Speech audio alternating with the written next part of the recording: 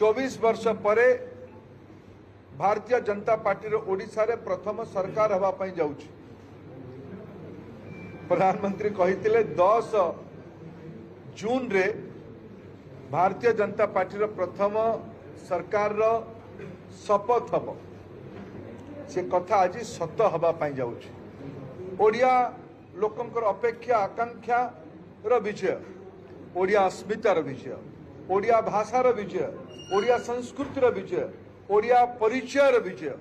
4.5 कोटी ओडिया लोकंक पाखरे ओडिशा बाहर रहुतबा पृथ्वीर कोण अनुकोण रे जो ओडिया भाई भौणी मान रहुचंती आज समस्ते अस्वस्थिर भावना रे अछंती।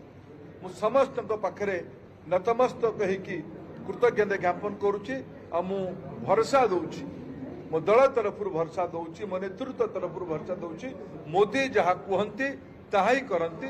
ताको आमे विनम्रता सह ये जनादेश महत्व आमे बुझुछु। याकू आमे नम्रतार सह विनम्रता सह क्रियान्वयन करिबु।